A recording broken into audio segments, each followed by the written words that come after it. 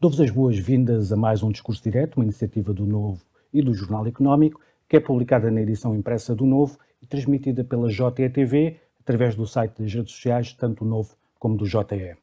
Temos connosco Maria da Graça Carvalho, deputada do Parlamento Europeu, foi também conselheira do Presidente da Comissão Europeia e, em Portugal, ministra com as pastas da Ciência e do Ensino Superior. Nesta entrevista falaremos sobre temas europeus que interessam Portugal, mas também sobre a realidade política portuguesa. Maria da Graça Carvalho, bem-vinda e obrigado por ter aceitado o nosso convite. Tem acompanhado a resposta institucional europeia às crises, primeiro da pandemia de Covid-19, agora das consequências da guerra provocada pela invasão russa da Ucrânia. Em relação à economia e às empresas, quando olhamos para as consequências económicas destes eventos, como avalia a resposta europeia? Houve uma aprendizagem em relação a crises anteriores? Muito obrigada pelo convite e pela oportunidade de estar aqui convosco. Nós tivemos uma sucessão de crises, começando pela pandemia, depois a invasão da Ucrânia pela Rússia, que trouxe graves consequências para a Europa em vários aspectos, mas talvez o principal é a segurança de abastecimento da área da energia, e a seguir estamos numa crise que se soma à anterior, de reagir a um proteccionismo crescente, nomeadamente dos Estados Unidos, com uma lei de diminuição da inflação, de que não é mais do que um grande subsídio às empresas e um proteccionismo. A Europa, na primeira crise, portanto na crise da pandemia, teve um período inicial com alguma incerteza, mas relativamente curta. E o Parlamento Europeu teve um papel muito importante porque imediatamente solicitámos e exigimos que a Comissão Europeia respondesse de uma forma rápida, sem burocracia, em vários pontos. Eu lembro-me de fazer imediatamente, passado, portanto ainda não estávamos sequer em confinamento, ainda em janeiro, portanto ainda não era considerada uma pandemia, de alertar a Comissão que era essencial um financiamento grande a desenvolvimentos que já estavam na calha, de novas tecnologias do mRNA, que depois iria dar origem à vacina, que foi uma das grandes soluções, que era preciso ter procedimentos rápidos, sem grandes problemas de concursos, para que os investigadores se juntassem à volta daquela tecnologia, que houvesse também uma colaboração com outros países fora da Europa, com o objetivo de preparar uma vacina. E houve essa união a nível da investigação científica. É muito interessante que o conhecimento para a solução desta primeira crise veio da Europa, do projeto europeu, de que eu tenho uma grande honra de ter sido relatora, do Horizonte 2020, que estava a financiar uma tecnologia completamente inovadora, que não era para Covid, porque ele não existia, era até para desenvolver uma vacina contra o cancro, era a ideia. E depois é essa tecnologia que rapidamente começam a aplicar ao Covid-19. E daí sai toda esta geração de vacina.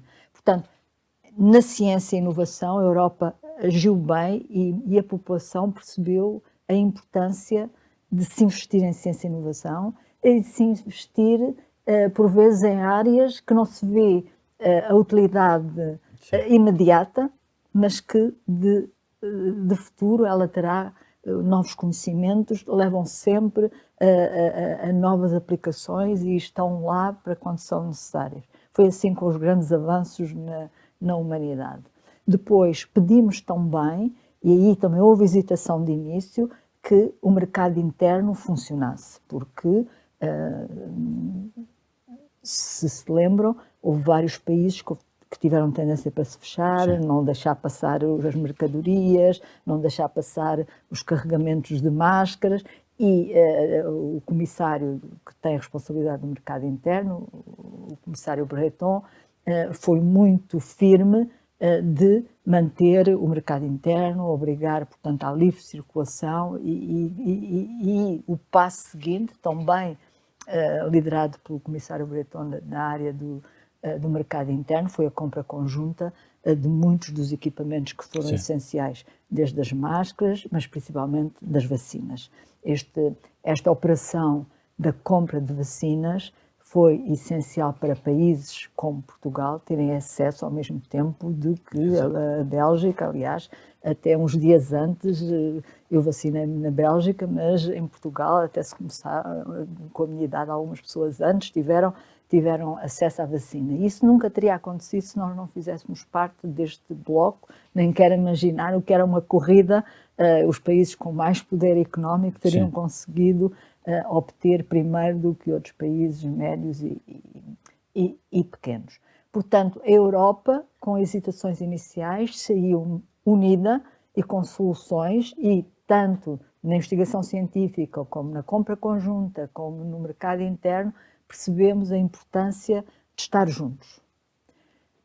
Segundo, a segunda crise, que imediatamente quando começámos a ver uma pequenina luz ao fundo do túnel do Covid, tivemos a guerra. E aí a Europa também tem tido uma posição, com pequenas exceções, mas de união a defender a Ucrânia, de perceber que a Ucrânia está a defender, no fundo, os nossos valores, os valores europeus, os valores da liberdade, os valores da democracia e, portanto, um grande apoio à Ucrânia.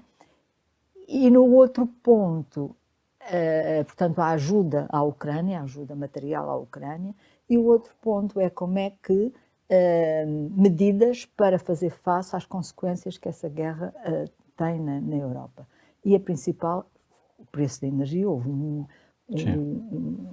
uma subida exponencial do preço do gás, essencialmente do gás. O gás é transportado, na maior parte, por gasoduto. O gasoduto demora muitos anos mesmo a construir e, por erro do passado da Europa, nomeadamente de alguns países europeus, e temos que o dizer, nomeadamente da Alemanha, houve uma grande concentração da importação do gás russo, por razões económicas, porque era vantajoso, era mais barato, porque havia trocas comerciais de grande dimensão, são um grande mercado e, portanto, uma das grandes componentes da primeira estratégia de energia e clima que saiu em 2008, em que eu tive o privilégio de trabalhar, ainda, portanto, com o presidente Barroso, que lançou a primeira estratégia de ambiente e clima em 2008, uma das três componentes, era a segurança do abastecimento. E foi, na verdade, aquela que não se efetivou,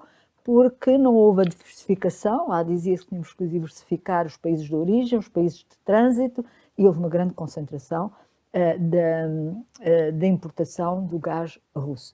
Mas o que é facto é que a Europa Unida conseguiu, em pouco tempo, diminuir drasticamente as importações da Rússia. Neste momento temos menos de 10%, tínhamos 40% de dependência em gás da Rússia, neste momento temos menos de 10%, e países como a Alemanha, neste momento, não estão a importar, que estavam tão dependentes do gás russo, mostraram uma capacidade de execução, mãos na massa, como à maneira alemã, e neste momento já não importam, não estão a importar gás da Rússia.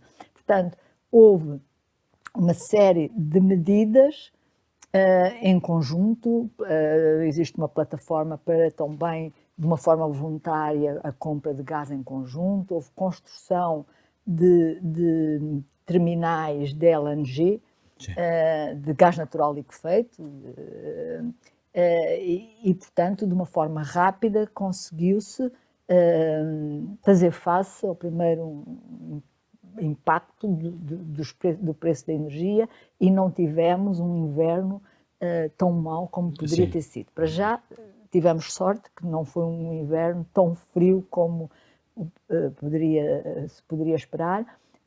Por outro lado, conseguiu-se no verão armazenar gás, a Presidente da Comissão, von der Leyen, tinha pedido para 80% das reservas ficarem cheias até novembro, conseguiu-se, e, portanto, houve um esforço conjunto de se armazenar gás para o inverno, de diversificar a compra de gás, usar gás natural liquefeito de outros fornecedores, Estados Unidos, Noruega, países do Golfo, e, portanto, houve uma grande ação conjunta na área de energia. Claro que ainda há bastante a fazer. Uma das áreas é completar o mercado interno de energia e um dos pontos que está a prejudicar toda a Europa é exatamente, por exemplo, a Península Ibérica não estar ligada ao resto da Europa, ou estar deficientemente ligada ao resto da Europa. Porque nós temos vários terminais de gás natural liquefeito, 8, um em Portugal e o resto em Espanha, vários em Espanha, e o facto de não estarmos ligados prejudica o transporte para o centro da Europa. Também as ligações elétricas, que estão, já foram, eu lembro-me que estive no governo de 2013 e 2005, já assinamos, quer dizer, tivemos duas cimeiras com a Espanha, nas duas assinámos com fotografia, acordos para fazermos as interligações. O governo do Dr. Pedro Passos Coelho também esteve aí nesse caso muito concreto, com financiamento europeu, para fazermos as interligações. Neste governo já houve várias cerimónias, até com a Presidente da Comissão, em que também há, ainda agora, tive uma reunião com a Comissária da Energia, voltei a perguntar, há financiamento para as ligações elétricas. Continuamos a ter notícias de que há problemas, essencialmente da França, para construir esse mercado interno. Portanto, na questão do mercado interno ainda temos alguma coisa a fazer. Mas, de qualquer modo, a primeira reação... tem havido, ao longo dos anos, em relação às interligações, uma oposição da França. A França tem o seu problema resolvido com a energia nuclear, portanto, não tem grande interesse, mas tem que haver, do lado da Península Ibérica, exigir. Há financiamento europeu e também ajudado pela Comissão Europeia. Nós, no Parlamento Europeu, temos feito o que podemos, com cartas, falando publicamente, assinando, até conseguimos trazer os colegas franceses a assinar as cartas, a pedir as interligações. Mas agora depois, quando se chega ao Poder Executivo, é mais complicado. É mais complicado. A ideia com que ficamos é que, num primeiro momento, quando os preços de combustíveis subiram muito, do gás natural, do petróleo, em determinada altura, o projeto passou a ser muito interessante. À medida que o preço foi descendo, deixámos de governar para o imediato, não é ter a visão, porque crises acontecem, não é? Sim, exatamente. Depois, a terceira crise, portanto, nós saímos mais fortes, porque há aqui uma capacidade de reagir, ainda faltam pontos para acabar, mas há uma capacidade de reagir em conjunto na área da energia. A terceira crise, neste momento, portanto, como consequência de uma inflação grande, ficou ainda cada vez mais notório a falta de matérias-primas, da independência, não só energética, mas também nas matérias-primas críticas para a transição energética que estamos a fazer. E há um crescer do proteccionismo dos Estados Unidos e uma agressividade muito grande por parte da China. E, portanto, a Europa tem neste momento que ter uma posição forte de defesa da sua capacidade industrial. Eu já há muito tempo que chamo a atenção para isto, ainda antes destas crises, fui relatora na Comissão de Mercado Interno da Estratégia Industrial da Europa e eu não acho, há colegas que têm no Parlamento Europeu que têm uma visão diferente, mas eu não sou favorável a que a Europa se feche. A Europa é o maior, continua ainda a ser um grande exportador a nível mundial. Sim. E, portanto, deve ser uma economia aberta, mas uma economia que investe muito para já em inovação, em competências, ter pessoas competentes, ter as infraestruturas modernas necessárias e e ter a capacidade de fazer. Nós não podemos deixar de ter a capacidade de fazer. Não é por ser mais barato de fazer no outro lado que não se faz aqui. Os microprocessadores, a ver a crise que é... Até o custo de fazer no outro lado ficou demonstrado agora nas duas crises. Eu queria lhe perguntar isso. Não fazem as contas todas, não têm uma visão sistémica do problema. É preciso Exato. ter a visão do sistema e ter em conta todos os custos e todos os fluxos de massa de energia para aquele sistema. E aí chega-se à conclusão de que o preço de fazer não sei aonde, se calhar não é mais barato que fazer aqui, porque há tudo o resto, as emissões... Ou, entretanto, há uma guerra e altera-se. Todos considerados. E acha que nesta altura a Europa já está a concretizar essa visão? Porque já se tinha percebido lá atrás, com a crise nas linhas de abastecimento, quando da pandemia, que havia esse risco e era preciso alterar e havia produção que tinha que estar na Europa. Com a guerra na Ucrânia, reforça-se essa ideia e até se alargam geografias consideradas mais de risco. Há mais produção que tem que ficar na Europa. Isto já saiu do discurso político para a concretização? Está já muito no discurso político. Estamos muito expectantes de 3 documentos que a Comissão vai publicar dia 14 de março. Um deles é exatamente sobre a indústria, um regulamento sobre a indústria, outro sobre as matérias-primas críticas e o terceiro sobre o mercado elétrico, o desenho do mercado elétrico europeu. Portanto, são 3 peças fundamentais que vêm acabar um grande pacote sobre o Green Deal, que eu depois também gostaria de falar um bocadinho, que é o 50 for 55, que é como é que vamos reduzir 55% das emissões até 2030. Portanto, estes 3 pacotes vão ser muito importantes. Eu tenho uma grande expectativa em relação a estes 3 pacotes. Eu espero que haja componentes importantes, além das que já disse, um grande investimento em ciência e inovação nas áreas tecnológicas, uma aposta nas competências, portanto, mais engenheiros, mais técnicos, mais pessoas especializadas, não esquecendo as mulheres, porque há muito poucas mulheres nestas áreas e, portanto, estamos a esquecer quase 50% da população, as infraestruturas modernas de supercomputação, computação quântica, por aí, mas há outra área que é a burocracia. Nós temos que ser muito mais ligeiros em burocracia. Nós temos uma burocracia imensa comparado com outros. Temos que aproveitar a ser mais rápido. Velocidade que encontramos para responder, por exemplo, à crise da pandemia. Temos que ser o normal, o nosso normal. E algo que eu tenho vindo a defender é nos standards, nas regras industriais. Se nós devíamos ter, em vez de nos fecharmos, devíamos ter um diálogo, principalmente nas tecnologias emergentes. O hidrogénio vai ter que ser definido todo como é que se faz o carregamento dos automóveis ou dos carros de hidrogénio, em condições. Tudo isso são regras industriais que interessa que sejam o mais abrangentes possíveis, que nós tenhamos as mesmas regras do que têm os nossos vizinhos, a Turquia, a Noruega, porque isso aumenta o nosso mercado e até mesmo os próprios Estados Unidos. Portanto, deverá haver uma cooperação, em vez de um combate, uma cooperação nos Estados Unidos. Como é que regras sobre inteligência artificial, regras básicas da aplicação do carregamento elétrico, do hidrogénio, portanto, coisas que estão a nascer, que não sejam completamente diferentes, porque o que é que vai acontecer se nós nos dispersamos? Vamos acordar um dia em que o standard mundial destas novas tecnologias é, por exemplo, vinda do outro lado do mundo, nomeadamente da Ásia. E, portanto, isso prejudica-nos muito em termos de comércio internacional.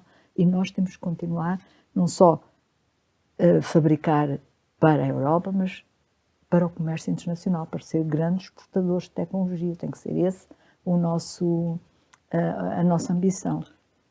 Acompanhar a área da investigação, que é também uma prioridade, como tem referido. Mas nós vemos que a Europa tem capacidade, faz investigação, tem trabalho feito, mas depois tem uma dificuldade em monetizar, em tornar útil o trabalho que faz. Muito do trabalho que é feito na Europa acaba por ser monetizado nos Estados Unidos.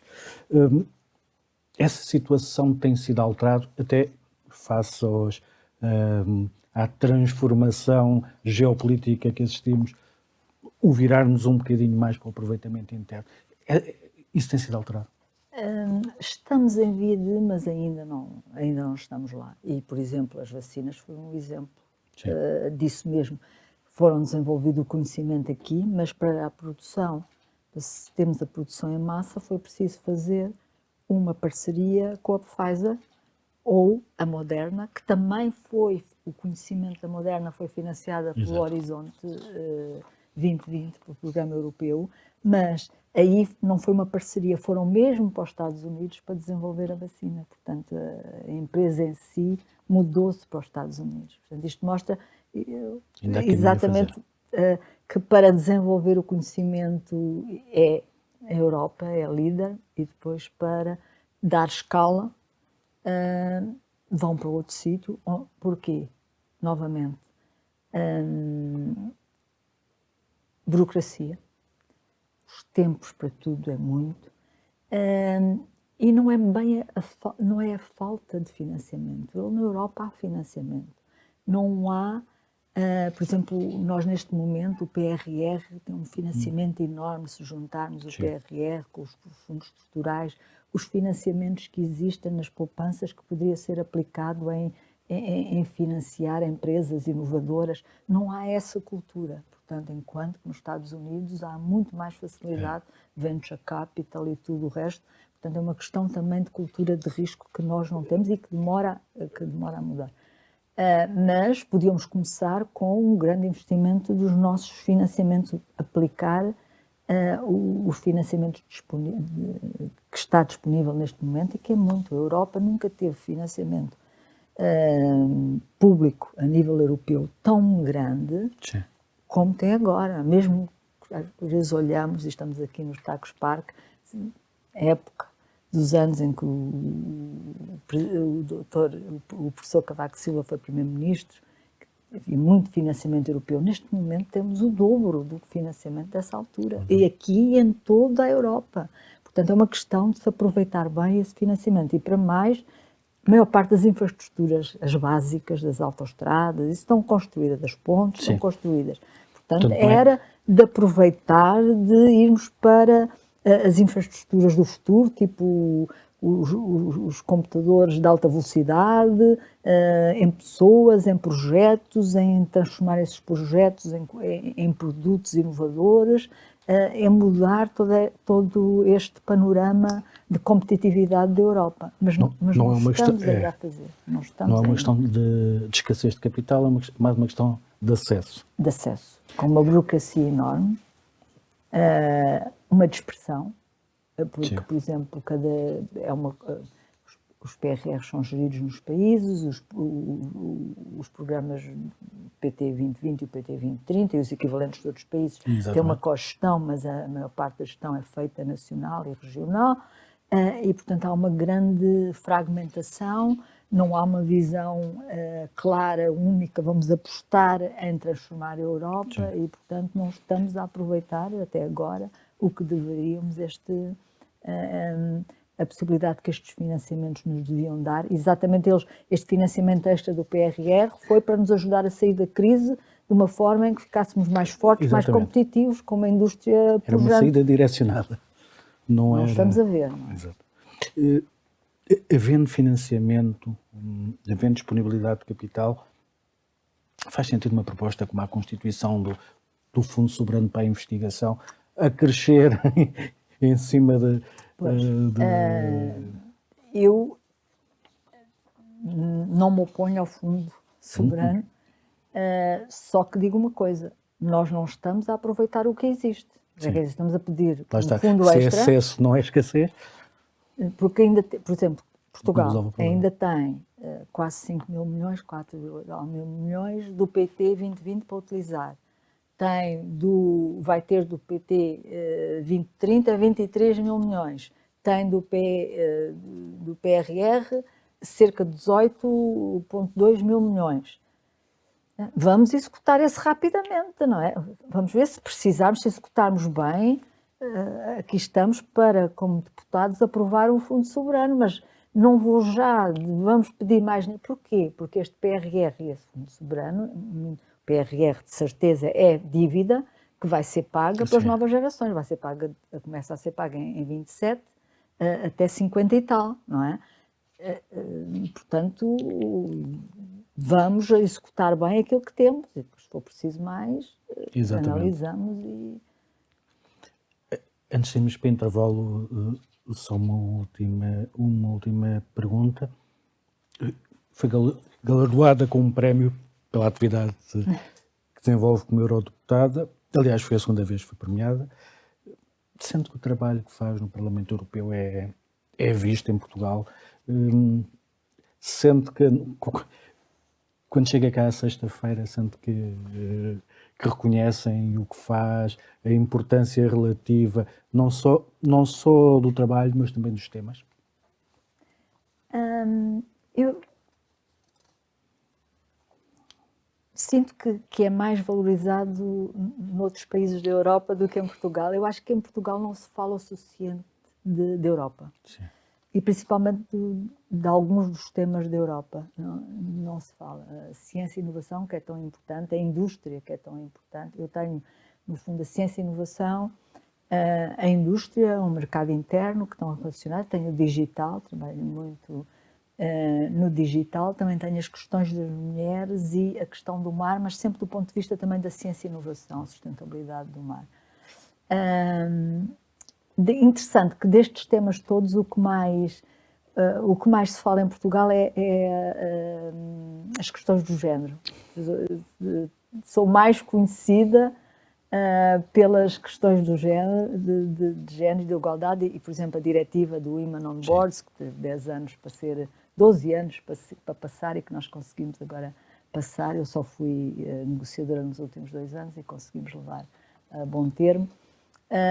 Mais esse tema. Eu tenho pena, eu acho que, por exemplo, fui relatora das parcerias com a indústria de toda a parte do Horizonte Europa, que representa 30 mil milhões só de fundo público, de fundo europeu, e a indústria põe outro tanto, que cobre o setor do hidrogénio, da aviação, do transporte ferroviário, da biotecnologia, dos medicamentos inovadores, da SIDA, malária e tuberculose e das doenças emergentes em África, que é uma parceria que eu gosto muito, porque fui eu que a propus como ministra em 2013, em conjunto com o primeiro-ministro de Moçambique da altura, o Pascoal Mucumbi, que era médico.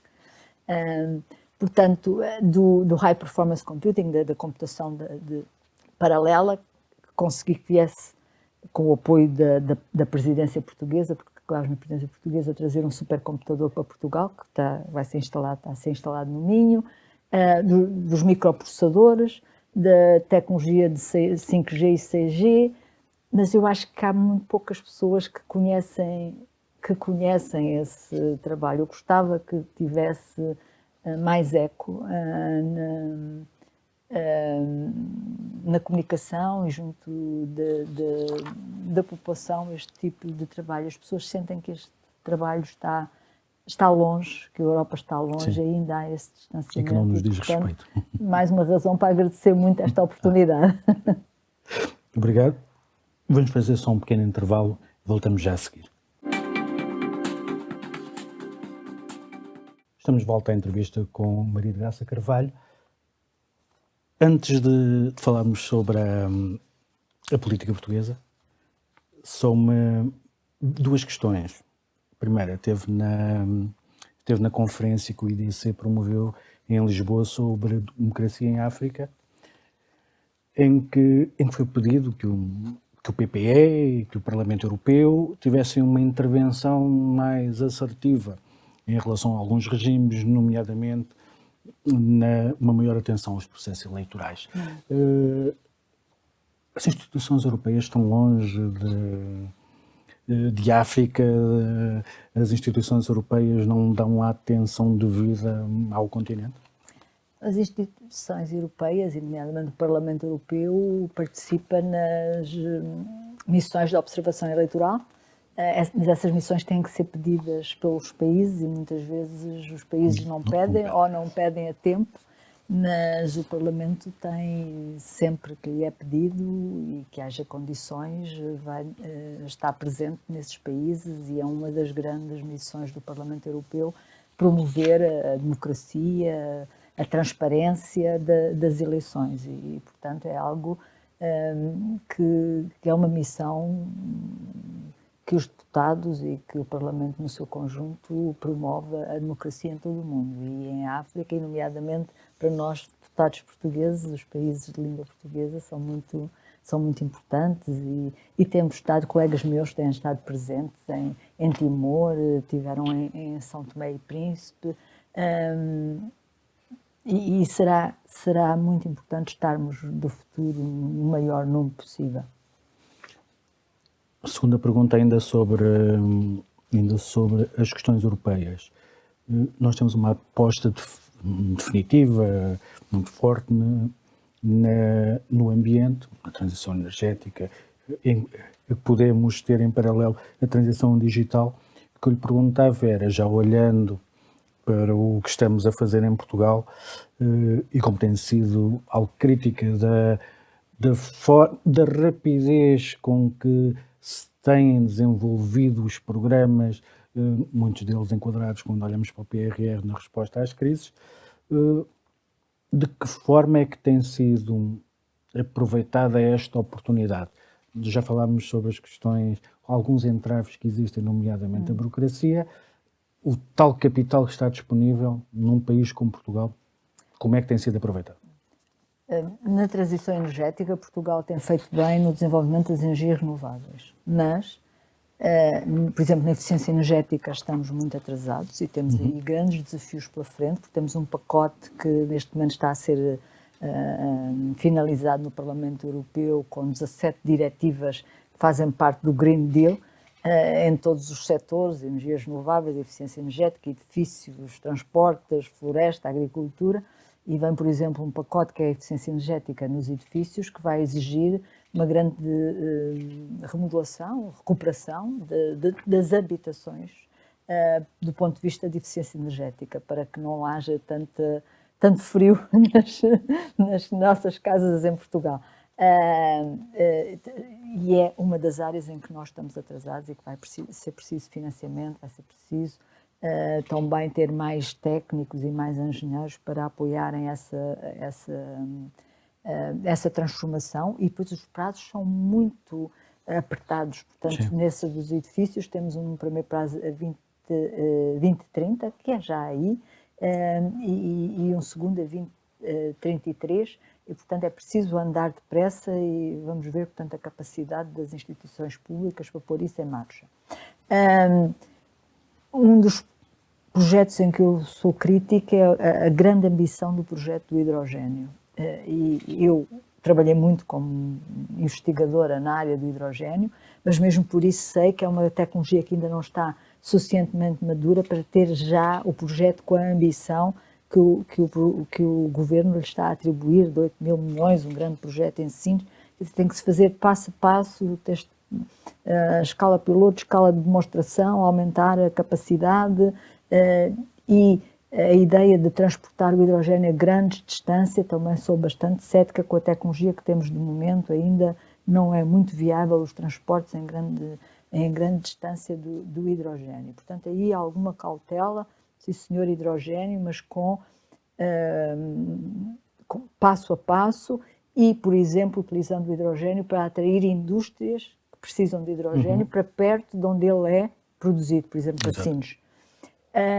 Agora, onde eu sou bem mais crítica do governo é na falta de apoio às empresas, principalmente as empresas que necessitam de grandes quantidades de energias, muito dependentes de energias, são intensivas no uso de energia, as cerâmicas, os vidros, alguns setores do têxtil que precisam de muito, mesmo de gás, no seu processo de fabrico, e, portanto, aí é necessário, e foi para isso que existe o PRR, para apoiar as indústrias nesta transição e com o preço alto da energia, de modo a que não se percam postos de trabalho e que as indústrias se possam modernizar, alterar os seus processos de produção para serem menos dependentes e para aguentarem todo este processo, para não assistirmos a mais uma fase de desindustrialização de Portugal e, de certo modo, da Europa. Estando fora, exercendo a maior parte da sua atividade fora do país, como é que vê as sucessivas crises políticas que temos tido desde a posse de um governo apoiado numa maioria absoluta? Surpreendeu a... Sim, é bastante estranho que um governo, depois de obter uma maioria absoluta e num espaço tão curto de tempo, tenha tido tantos, como chamam, casos, e que levam a uma dispersão da atenção. Um governo que devia estar a aproveitar esta oportunidade, porque tem uma maioria absoluta, pode fazer as reformas necessárias, e muitas áreas precisam de reformas, tem o financiamento, porque um dos problemas, por vezes, de fazer as reformas é que, inicialmente, se precisa de financiamento, embora muitas delas, depois, a médio prazo, até conduzem a uma poupança e uma melhor eficiência, mas, de início, as transformações necessitam de financiamento, e este governo tem as condições todas, e, portanto, setores como a justiça, precisam de se modernizar, de andar mais rápido, porque isso está na base da confiança, na confiança dos investidores, na confiança de quem quer arrendar casa, por exemplo. Não é? Portanto, ter uma justiça que funcione bem, que funcione rapidamente. É uma questão crónica. Seria importantíssimo fazer essa. Fazer uma reforma na educação, fazer uma reforma até do próprio ensino superior. Muita da legislação do ensino superior tem bastantes anos, a lei de bases, o regime jurídico das instituições de ensino superior, os estatutos da carreira docente, a lei de financiamento do ensino superior. As coisas mudaram tanto nos últimos anos, com toda a digitalização, com as novas tecnologias, com novas formas de ensinar. Portanto, é preciso fazer essa mudança da legislação, não por mudar a legislação, mas para que as coisas funcionem, se modernizem, sejam mais abertas, se adequem aos dias de hoje, porque o mundo está franca mudança e é uma mudança acelerada. Educação, saúde, forma de fixar, de ter mais profissionais de saúde, portanto, todo o que é preciso fazer na saúde é importantíssimo. Os professores do não superior, a burocracia que eles sentem, não é difícil mudar essa burocracia. Recuperar o tempo, se calhar não pode ser todo de repente, mas ter um faseamento de quando for possível recuperar, fazer reformas que deem esperança aos professores, que são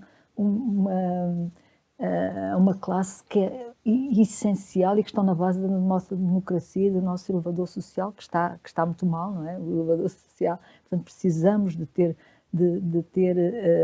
professores satisfeitos, empenhados, como eu tive. Andei sempre na escola pública, fui sempre excelente aluna, graças aos meus excelentes professores. Portanto, é esse ensino que nós temos que ter por todo o país. Portanto, o governo, em vez de... O facto dos casos faz com que o governo se disperse da atenção e não esteja concentrado no que é essencial fazer, e rapidamente, é no primeiro e no segundo ano de uma maioria absoluta que se fazem as reformas. Nós temos experiências, tivemos governos como do professor Cavaco Silva, foi assim, fizemos grandes reformas do IVA, da erradicação das barracas, que muitos já não se lembram, mas foi um grande programa, uma situação que nos envergonhava e que foi possível resolver. É preciso fazer coisas desse género, com essa garra, e que este governo não tem. E tem as condições para ter essa garra, e não a tem. E, portanto, é uma pena que se estejam a desperdiçar uma maioria absoluta, financiamento, e nada esteja a acontecer. A única reforma nos últimos 7 anos é da habitação, que mais valia não ter saído da gaveta das más ideias, não é? Porque é uma péssima ideia, porque vem ainda criar mais desconfiança, mais insegurança de quem tem ou quer investir e, portanto, vem no sentido contrário. E, portanto, estamos muito preocupados com a situação do país. E o país a empobrecer, e os jovens, cada vez, principalmente os qualificados, mas mesmo todos.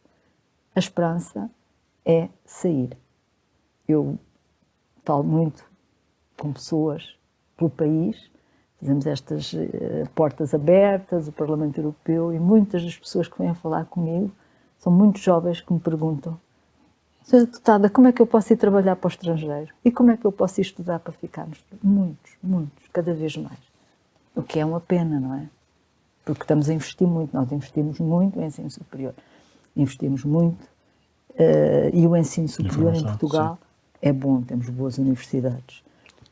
Apesar de tudo, temos conseguido... Portanto, são procurados pelo estrangeiro. E para o estrangeiro. Temos, em todas as áreas das engenharias, à saúde, em todas as áreas temos ensino superior de excelência.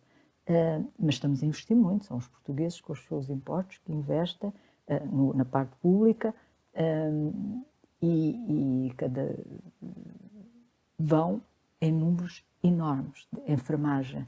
Eu fiz uma grande reforma quando estava no governo nos cursos de enfermagem, tornei os cursos de enfermagem cursos longos, licenciaturas, portanto, quando foi a reforma de Bolonha, e é com cariz científico, portanto, um curso com grandes bases, e estão, neste momento, a Suíça, o Reino Unido, os países árabes, todos encantadíssimos com a minha reforma, não é? Porque aproveitam-na muito bem.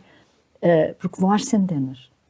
E isso é algo que nos custa. É bom que vão e que voltem, mas um êxito tão grande não é bom para Portugal. Acaba por ter custos. Como avalia, antes disso, olhamos para o governo, agora temos contestação na rua, temos uma multiplicação de greves, por exemplo. Estas manifestações, muitas delas alicerçadas em problemas, foram causados pela guerra na Ucrânia, pelo aumento dos preços, pelo que tem acontecido no mercado dos combustíveis. Esta contestação, que existe em Portugal, mas também existe noutros países, não acaba... Corremos o risco de se tornar algo que possa ter outros efeitos. Os efeitos podem ser o crescimento do populismo, pode ser uma menor aceitação do esforço em relação ao apoio à Ucrânia neste conflito. Isto pode ter consequências? Pode, mas uma das causas da contestação da rua e de vários setores ao mesmo tempo é também a falta de respostas por parte do governo. Não é? Há todas essas condições exteriores que nomeou, mas se, por exemplo, em relação aos professores, se houvesse uma resposta mais assertiva e concreta aos professores, a contestação seria muito menor ou inexistente. Se houvesse soluções em relação à redução da inflação mais eficientes, reduções do IVA e de outros países, medidas que têm sido aplicadas noutros países. Portanto, é também esta inação do governo que tem feito em vários setores ao mesmo tempo, porque é sempre um problema quando começamos a juntar a contestação de várias direções, faz com que haja esta mistura que pode trazer consequências, nomeadamente para o populismo ou sentimentos anti-europeus ou de falta de apoio à Ucrânia, e pode ser, não é por enquanto, mas era mesmo por isso, era importante que o governo começasse a governar e governasse bem. Como avalia a construção de uma alternativa de governo do seu partido? Referiu várias áreas, são as áreas fundamentais em que tem que haver propostas alternativas para apresentar? O PSD tem um líder eleito com uma grande maioria dos militantes, mais de 70%, muito preparado politicamente e nos vários dossiês, mesmo tecnicamente, e, portanto, é um partido que está preparado em qualquer ocasião, em questão de crise, é um partido que está preparado para ir para o governo, com muita gente, além do líder, muita gente capaz nos vários setores e nas várias áreas de atuação.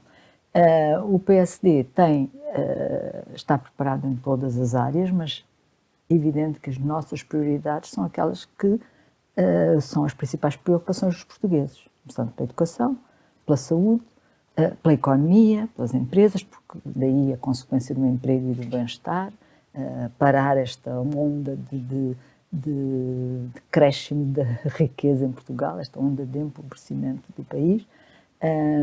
E, portanto, há soluções alternativas, um trabalho muito sério e muito árduo em ter toda uma alternativa e estar preparado para ser governo quando assim formos chamados. Uma última pergunta para terminarmos. Tem responsabilidades no Instituto Sá Carneiro, tem uma vida política ativa no partido, já teve funções governativas. O partido está preparado para ser governo, vê-se de volta ao governo a um tipo de posição como a que já teve no Ministério? Não, acho que não. Acho que gostei muito de ser ministra. Aliás, é uma das coisas que gosto, é de ver a obra feita. Em condições muito difíceis, porque tínhamos um processo por déficit excessivo na altura, uma Ministra das Finanças muito rigorosa, como a doutora Ferreira Leite, assim consegui construir de norte a sul conjunto de escolas, cantinas, residências, construímos na altura 16 residências, agora andamos com problemas para cumprir a construção de uma residência que foi prometida há não sei quanto tempo, não se constrói a residência, não percebo. Executei um fundo em 2 anos e meio, cerca de 500 milhões, e vou-lhe dizer mais, com 0 euros de obras a mais.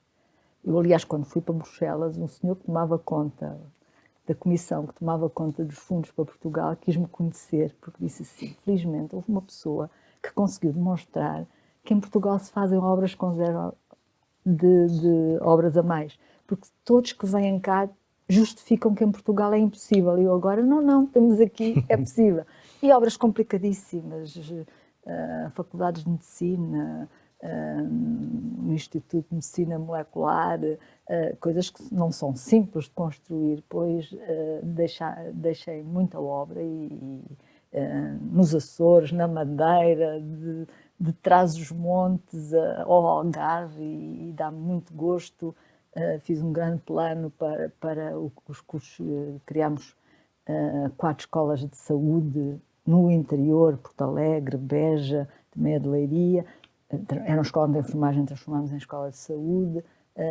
A medicina, os preparatórios de medicina nos Açores e da Madeira, que ajudaram muito aos cuidados de saúde naquelas regiões. Portanto, dá muito gosto olhar para a obra que deixei, para aquilo que fiz em tão pouco tempo, mas acho que não se volta ao lugar em que se foi feliz. Outras funções terei disponível para que o partido achar que eu sou útil, não necessariamente na mesma. Geralmente a segunda vez não é tão boa como a primeira, mas estou disponível para o que o partido precisar de mim, mas logo se vê. Maria Graça Carvalho, muito obrigado. Muito obrigada. Agradeço também a quem nos acompanhou. Esta entrevista pode ser lida na edição impressa do Novo, continuará disponível em novo.pt e em jornaleconómico.pt, onde poderá também, claro, acompanhar as últimas notícias da atualidade. Até uma próxima oportunidade.